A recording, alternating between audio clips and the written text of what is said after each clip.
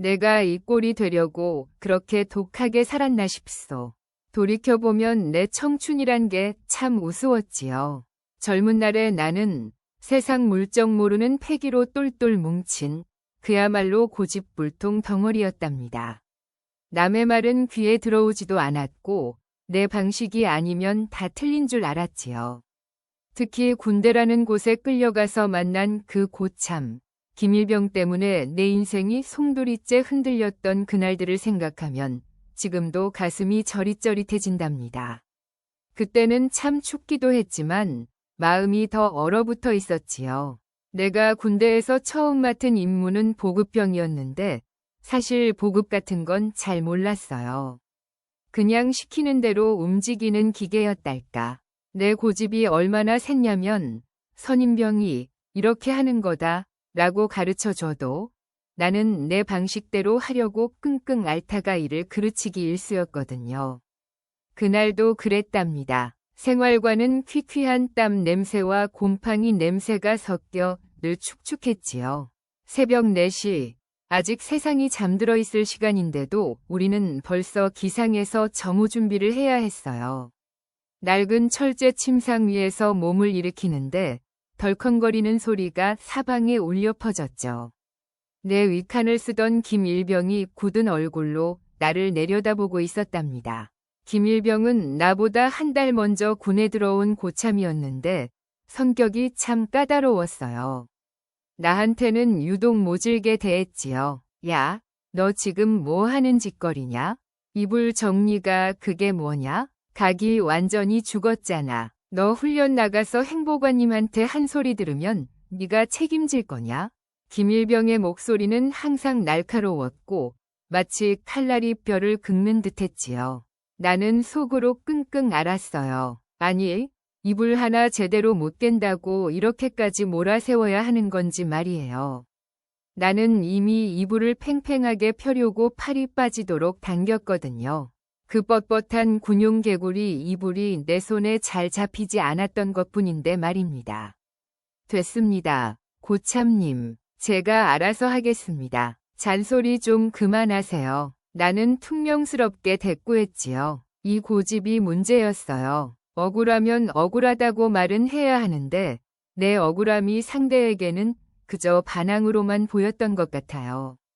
김일병은 내 대답에 눈을 가늘게 뜨더니 갑자기 내 침상 옆으로 성큼 다가왔답니다. 그는 나보다 키가 조금 더 컸고 몸집도 단단해 보여서 괜히 위압감이 들었죠. 네가 알아서 뭘 할 수 있는데? 넌 지금 군대 와서 선임병 말도 안 듣는 버릇부터 고쳐야 해. 너 같은 애가 밖에 나가면 어떻게 살려고 그러냐? 내 부모님이 널 이렇게 키우셨냐? 그 모진 말이 비수처럼 가슴에 꽂혔어요. 부모님 얘기까지 나오는 순간 나는 이성을 잃었지요. 나는 벌떡 일어나 김일병과 마주보았어요. 낡은 생활관의 형광등 불빛이 우리 둘의 그림자를 길게 늘어뜨리고 있었답니다. 제발 그만하세요. 제가 뭘 잘못했는데요? 고참님은 왜 저한테만 이렇게 유독 심하게 하시는 건데요? 이러실 필요 없잖아요. 내 목소리는 떨렸지만 분노로 가득 차 있었어요. 나는 내가 억울하다는 것을 온 세상에 증명하고 싶었지요. 김일병은 한숨을 푹 쉬더니 너 정말 버릇 고쳐야겠구나 하면서 내 어깨를 툭 치고는 자리를 떠났어요. 그 가벼운 접촉이었지만 나에게는 엄청난 모욕으로 느껴졌답니다. 나는 그날 밤새도록 잠을 설쳤고 내 고집이 이 모든 갈등의 시작이라고는 꿈에도 생각하지 못했지요. 나는 그를 미워하기 시작했고 그 미움이 내 머릿속을 잠식해 들어갔답니다. 다음 날 새벽 연병장으로 나가는 길은 늘 춥고 습했어요. 11월의 새벽 공기는 폐부를 찌르는 듯했고 짙은 안개가 마치 거대한 송뭉치처럼 훈련장을 감싸고 있었죠. 훈련 준비를 위해 일렬로 서 있는데 빳빳한 군복 깃에 맺힌 이슬이 목덜미를 간지렸답니다. 아침 점호가 끝나고 곧바로 연병장으로 나가 PT 체조를 해야 했어요. 발끝까지 힘을 주어 차렷 자세를 취하고 있는데 주변에서 들려오는 것은 오직 발 구르는 소리와 고참들의 날카로운 구령 소리뿐이었죠. 나는 뜀걸음을 시작하면서도 속으로 김일병에게 온갖 저주를 퍼붓고 있었어요. 저 인간 때문에 내가 잠도 제대로 못 잤는데 오늘 훈련은 또 얼마나 힘들게 할까. 쯧쯧, 저렇게 잘난 척하는 놈치고 제대로 된 놈 하나도 못 봤지. 나는 김일병이 나를 미워하는 이유가 단지 그가 고참이라는 우월감 때문이라고 단정지었답니다. 내가 유난히 꼼꼼하고 자기 주장이 강한 후임이라서 그의 권위에 도전한다고 생각했을 거라고 짐작했죠. 야, 4번, 템포가 왜 그래? 굼벵이처럼 움직이지 마. 옆에 있던 다른 고참이 나를 지적하는 소리에도 나는 왠지 모르게 김일병의 시선만 쫓았어요. 그는 다른 사람들에게는 상냥하게 대하는 것 같으면서도 나에게만 유독 엄격했거든요. 그 엄격함이 나를 짓누르는 것 같았고 나는 이 부대 생활이 빨리 끝나기만을 바랐답니다. 이 춥고 눅눅한 공기 속에서 나는 내 분노를 삭히기 위해 콧구멍으로 숨을 크게 들이마시고 내뱉기를 반복했지요. 마치 이 훈련장 전체가 나를 억압하는 감옥처럼 느껴졌어요. 내가 제대하면 저 인간 얼굴 다시는 안 볼 거다. 두고 봐라. 내가 군인이 아니라 민간인이 되면 그때는 내가 이 사회에서 얼마나 성공해서 저 인간보다 잘 나가는지 꼭 보여줄 테다. 이런 유치한 복수심이 내 머릿속을 가득 채우고 있었답니다. 새벽 안개 속에서 뛰는 우리의 실루엣은 마치 흑백 영화의 한 장면 같았는데 내 마음만은 시커먼 먹구름으로 가득 차 있었지요. 나는 그 순간 내가 얼마나 편협한 시각으로 세상을 보고 있었는지 그때는 전혀 깨닫지 못했답니다. 모든 것이 김일병의 잘못이라고만 생각했으니 말이에요. 그러다 물품 분실 사건이 터졌어요. 나는 보급병이었으니 내 물건에 대한 관리가 철저해야 했는데 며칠 전 개인 보급품 목록을 확인해보니 내 사제 손목 시계가 사라진 거예요. 그 시계는 사실 아버지가 어렵게 장만해서 제대할 때 주시겠다고 아껴두셨던 건데 내가 몰래 차고 나왔다가 분실한 거였죠. 아버지께 이 사실을 알리면 난리가 날 게 뻔했답니다. 나는 혹시나 해서 생활관 내부를 뒤졌고 심지어 세탁물 더미까지 파헤쳐 봤지만 소용이 없었죠. 결국 이 사실이 김일병에게 흘러들어갔어요. 그는 훈련을 마치고 돌아온 나를 보급창고 구석으로 따로 불렀답니다. 보급창고는 늘 희미한 전등 하나의 의지에 어두침침했고 쌓여있는 군용 배낭들 틈에서 퀴퀴한 먼지 냄새가 진동했죠. 나는 잔뜩 긴장한 채 그를 마주했어요. 너 시계 잃어버렸다고 했지? 김일병이 나직이 물었어요. 나는 고개를 끄덕였죠. 그는 내 눈을 똑바로 쳐다봤는데 그 눈빛이 너무 강렬해서 피할 수가 없었답니다. 솔직히 말해. 네가 잃어버린 게 아니라 네가 군 생활이 빡세니까 돈이 필요해서 몰래 팔아먹었거나 아니면 네가 고참들 물건에 손을 댔거나 둘 중 하나 아니냐? 그의 추궁은 너무나도 단도직입적이었죠. 순간 내 머릿속이 하얘졌어요. 나는 그 시계가 비싼 것이라 팔아넘길 생각조차 해본 적이 없었는데 그가 나를 도둑 취급하는 듯한 말투에 격분했답니다. 뭐라고요? 제가요? 제가 고참들 물건에 손을 대요? 말도 안 되는 소리 하지 마세요. 저는 잃어버린 거예요. 고참이야말로 맨날 제 물건 훔쳐보신 거 아닙니까? 나는 그동안 느꼈던 억울함을 폭발시키듯 소리쳤죠. 사실 그 시계가 없어진 시점에 김일병이 내 관물대를 뒤적거리는 것을 몇 번 목격했거든요. 그게 다 내 시계를 훔치기 위함이라고 나는 확신했답니다. 너 지금 나한테 손가락질하는 거냐? 내가 너한테 훔칠 돈이 없어 보여? 내가 그렇게 한심해 보이냐고? 김일병도 목소리를 높였어요. 그는 나에게 성큼 다가와 섰고 나는 그의 숨결마저 느껴질 정도로 가까워졌죠. 네가 지금 억울하면 그 시계를 찾아와. 아니면 네가 우리 고참들 물건에 손을 댔다고 보고할 수밖에 없어. 너 이 일로 헌병대 끌려가면 내 인생 망하는 건 일도 아니야. 그의 말은 협박처럼 들렸죠. 나는 억울함에 눈물이 핑 돌았지만 밖으로 새어나오지 못하게 이를 악물었어요. 좋아요. 그럼 고참도 마찬가지죠. 고참이 만약 내 시계를 훔쳤다면 저도 가만히 있지 않을 겁니다. 제 시계 없으면 저도 못 나가요. 이 부대에서 나갈 때까지 고참한테 복수할 겁니다. 두고 보세요. 나는 그렇게 맹세를 했고 창고 구석에서 주먹을 꽉 쥐었답니다. 그 순간 김일병은 더 이상 아무 말도 하지 않고 굳은 얼굴로 나를 쏘아보다가 휙 돌아서 밖으로 나가버렸죠. 나는 그 좁은 보급 창고에서 한동안 꼼짝도 할 수 없었어요. 분노와 억울함, 그리고 잃어버린 아버지의 시계에 대한 죄책감이 뒤섞여 나를 짓눌렀답니다. 나는 그가 나를 도둑으로 몰아세운 것에 대한 배신감이 너무 커서 그를 용서할 수 없을 것 같았어요. 며칠 동안 나는 김일병과 눈도 마주치지 않으려고 피했어요. 그는 나를 피하는 것이 아니라 오히려 더 강하게 압박해왔죠. 그러던 어느 날 나는 당직실 앞에 서성이고 있는 김일병을 보게 되었어요. 당직실은 부대에서 중요한 일을 처리하는 곳이라 함부로 들어갈 수 없었죠.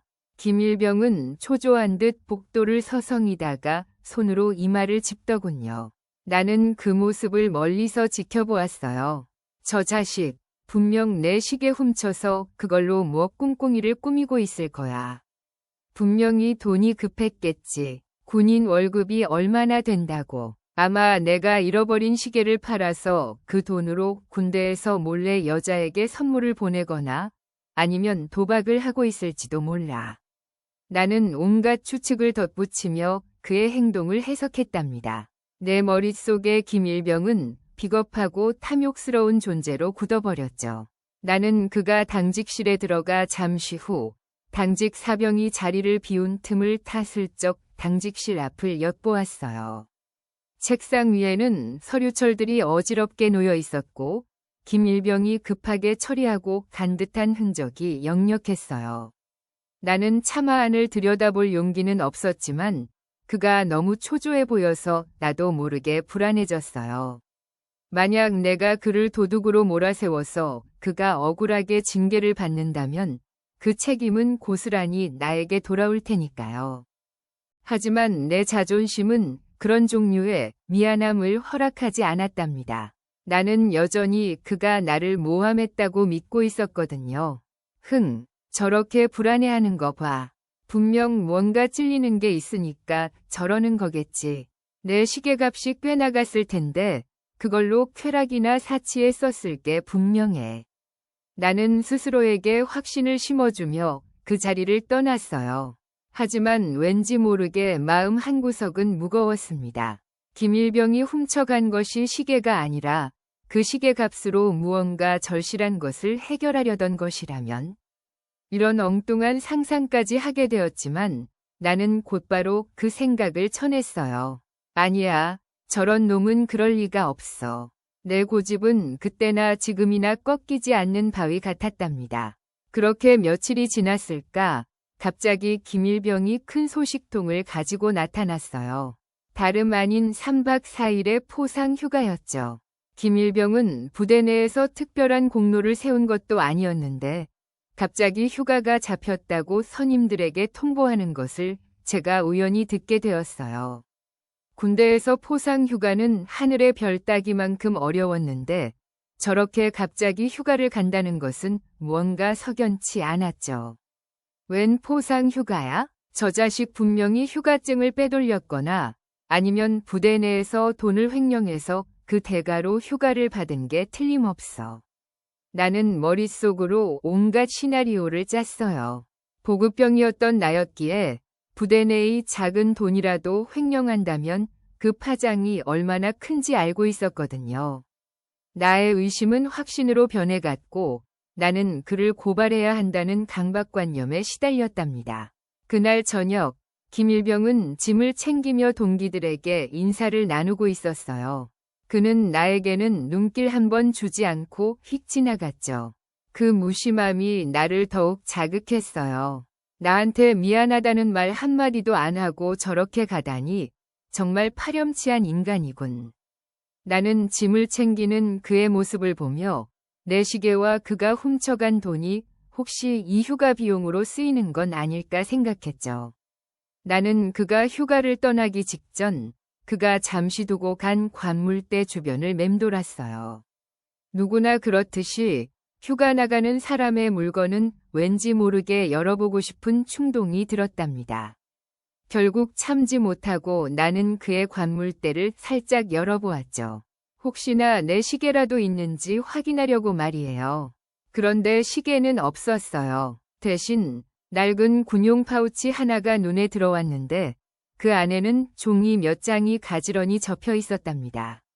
나는 훔쳐본다는 생각에 심장이 쿵쾅거렸지만 내가 느끼는 억울함과 분노가 너무 컸기 때문에 나도 모르게 그 종이를 꺼내 펼쳐보았어요. 거기에는 정체 모를 병원 이름과 함께 꽤 두툼한 금액이 적힌 서류들이 들어있었죠. 하지만 나는 그 서류의 내용을 제대로 보지 못했어요. 단지 병원이라는 글자와 지불이라는 단어에 꽂혔을 뿐이죠. 그리고 그 아래에는 내가 잃어버린 시계와는 전혀 상관없는 마치 내가 훔쳐간 것처럼 보이는 영수증들이 끼어 있었답니다. 나는 그것이 김일병이 횡령한 돈으로 누군가에게 뇌물을 주거나 혹은 도박 빚을 갚은 증거라고 착각했어요. 역시 이놈이었어. 내 시계 가지고 자기 멋대로 쓰더니 이제는 부대 돈까지 횡령하고 휴가까지 쳐가는군.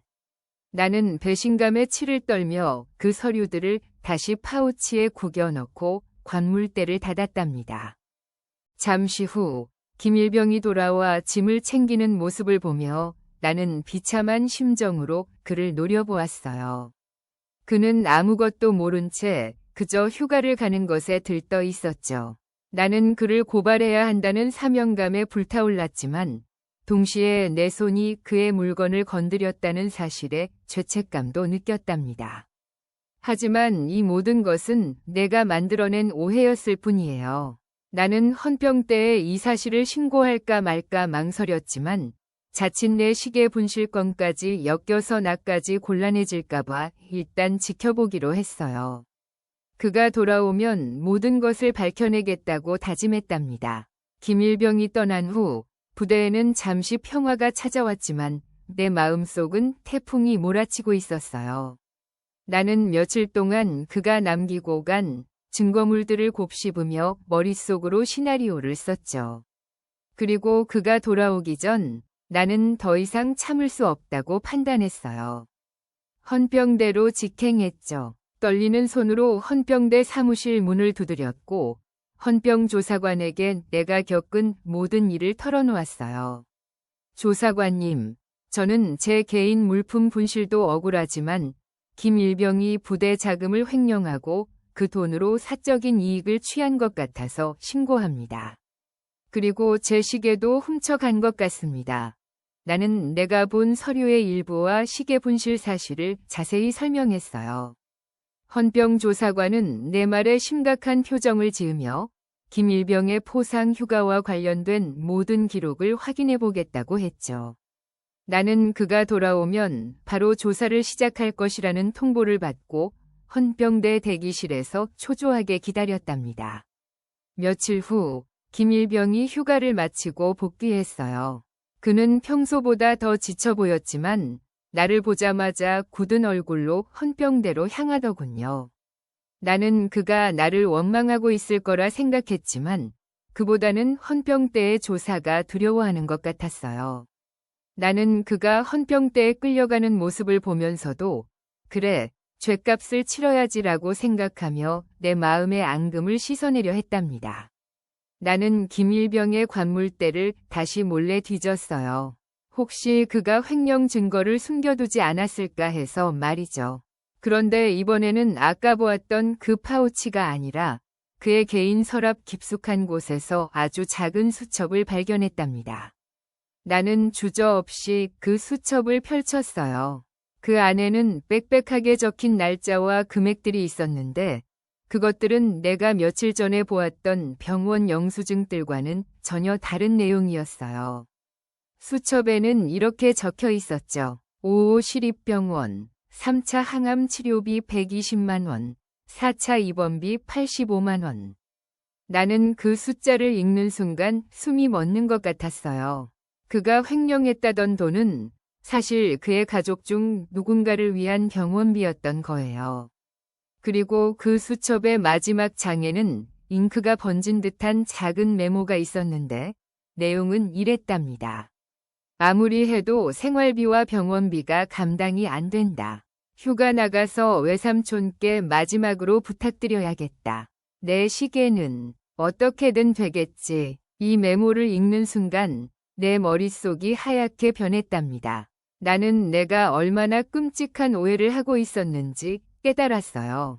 그가 나를 모질게 대했던 이유, 그가 그렇게 초조해하며 당직실 앞에 서성였던 이유, 그리고 갑자기 포상 휴가를 나갔던 이유가 모두 그의 가족의 투병 때문이었던 거예요. 그는 내 시계를 훔치지 않았어요. 그는 그저 내가 잃어버린 시계 때문에 괴로워하는 것을 보았고, 아마도 병원비를 마련하기 위해 자신의 것까지 팔아야 하는 절박한 상황이었던 거죠. 그럼 내가 보급창고에서 봤던 그 영수증들은 대체 뭐였을까요? 나는 절뚝거리며 헌병대로 다시 달려갔어요. 이제는 징계나 복수 같은 생각은 머릿속에서 완전히 사라지고 진실을 확인해야 한다는 강렬한 충동만이 나를 움직였답니다. 헌병대 사무실에 도착했을 때 조사관님은 김일병을 상대로 조사를 마치고 서류 정리를 하고 계셨어요. 조사관님, 잠시만요. 제가 가져온 증거물 다시 한번 확인해 주실 수 있습니까? 제가 잘못 본 것 같습니다. 나는 숨을 헐떡이며 조사를 마친 김일병의 파일처를 가리켰어요. 조사관님은 의아한 표정으로 나를 보더니 김일병이 제출한 서류 뭉치를 내게 건네주셨답니다. 그 서류 뭉치 안에는 내가 몇 번이고 훔쳐본 것이라 확신했던 그 거래명세서가 들어 있었어요. 그런데 이번에는 내가 보지 못했던 다른 서류들이 함께 묶여 있었죠. 자세히 보니 그 명세서는 거래가 아니라 지불에 관한 것이었어요.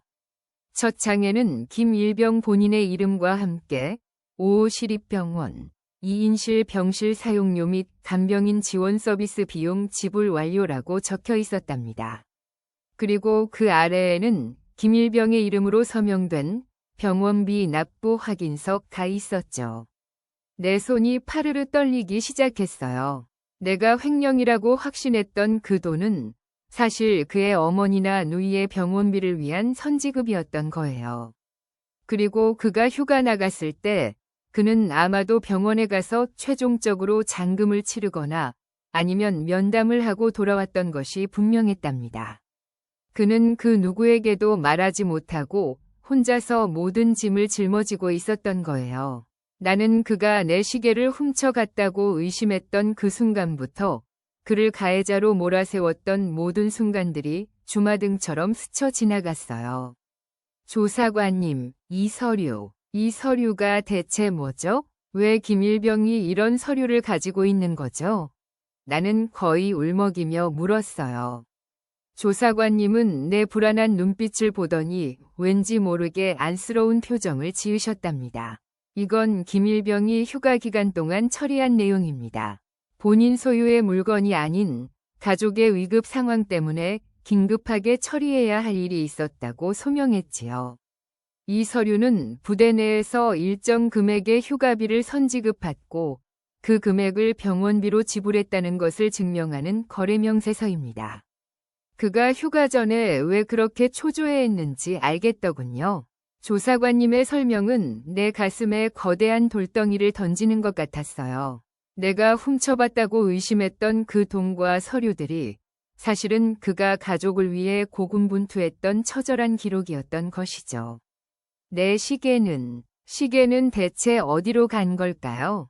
그때 조사관님이 덧붙였어요. 그리고 김일병은 당신의 시계 분실에 대해 알고 있습니다. 본인은 절대 훔치지 않았다고 진술했고 당신이 잃어버린 시계 대신에 개인적으로 비슷한 시계를 구해두었다고 하더군요. 휴가 기간 동안 병원 일 처리하고 그 돈을 마련하느라 애를 썼다고 합니다. 아마도 곧 당신에게 돌려주려고 했던 모양인데 당신이 먼저 헌병대에 신고를 하는 바람에 꼬여버렸죠. 나는 그 자리에 주저앉아 버렸어요. 헌병대 사무실에 차가운 바닥이 닿는 느낌마저 생생했답니다. 나는 김일병에게 독서를 퍼부었고 그의 인격을 모독했으며 그가 횡령범이라고 매도했어요. 내 고집이 너무 강해서 그의 침묵을 비겁함으로 받아들였죠. 내가 얼마나 못난 사람이었는지 그제야 뼛속 깊이 깨달았어요. 내가 그에게 가한 정신적 고통은 그가 짊어진 가족의 무게보다 훨씬 무거웠을지도 모르지요. 나는 그 서류를 꽉 쥔 채 조용히 흐느껴 울기 시작했답니다. 내 눈물은 바닥에 작은 웅덩이를 만들었지요. 나는 헌병대에서 나와 부대 밖으로 무작정 걸었어요. 발걸음은 천근만근이었고 머릿속은 텅 비어버린 것 같았죠. 부대 정문 밖 오래된 은행나무 아래 벤치에 앉았어요.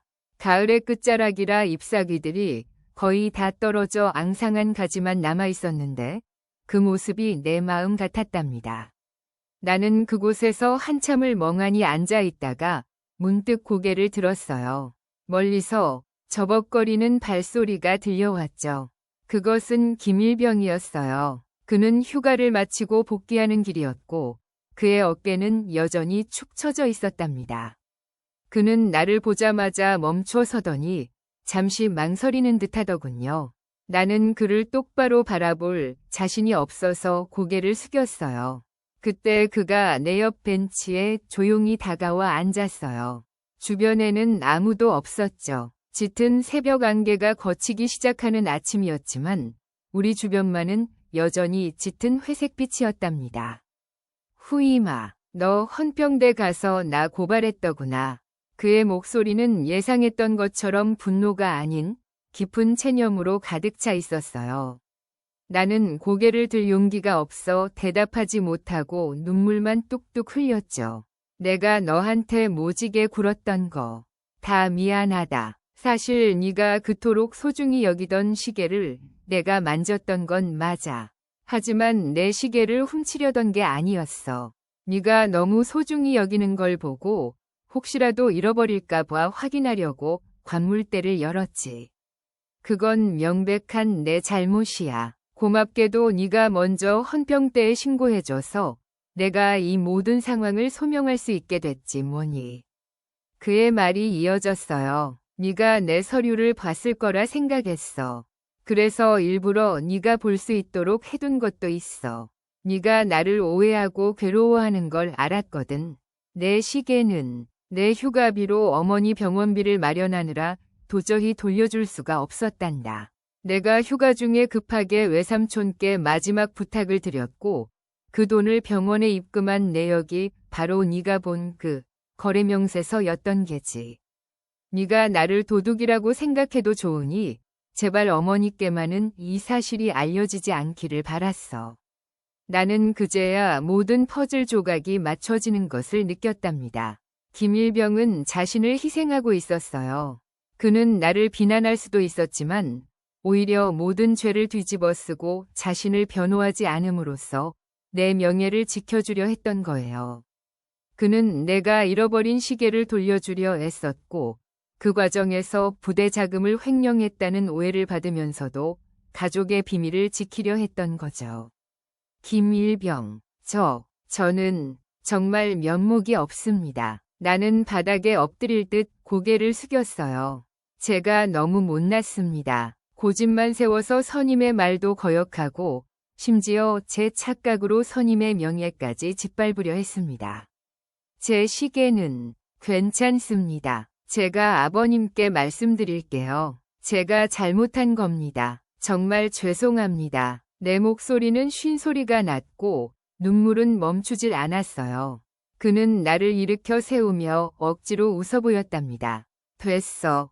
후임아. 너도 군 생활이 쉽지 않았을 거다. 나도 내가 고참으로서 너에게 모질게 대한 부분은 인정한다. 다만 나는 그저 내가 가진 무게 때문에 그랬던 것뿐이었어. 오해는 풀렸으니 됐지 않니? 시계는 걱정 마. 오늘 저녁에 내 관물대에 내 시계가 놓여 있을 거다. 내가 꼭 찾아놨으니. 그 말에 나는 다시 한번 왈칵 눈물이 쏟아졌어요. 그는 끝까지 나를 감싸고 있었던 거예요. 나는 그를 용서해달라고 빌고 싶었지만 그럴 자격조차 없었지요. 다음 날 새벽, 훈련장 집결지에는 여느 때와 다름없이 짙은 안개가 깔려 있었답니다. 공기는 차가웠지만 어제와는 달리 그 차가움이 뼈를 시리게 하기보다는 오히려 정신을 맑게 해주는 기분이었어요. 우리는 어둠 속에서 일렬로 늘어섰죠. 나는 김일병의 옆자리에 섰고 그는 나를 향해 희미하게 미소를 지어 보였답니다. 그 미소는 억지로 지은 것이 아니라 진심으로 편안해 보이는 미소였어요. 점호를 받고 PT 체조를 시작할 차례였는데 나는 왠지 모르게 움직일 수가 없었어요. 나는 조용히 차렷 자세를 유지한 채 눈을 감았답니다.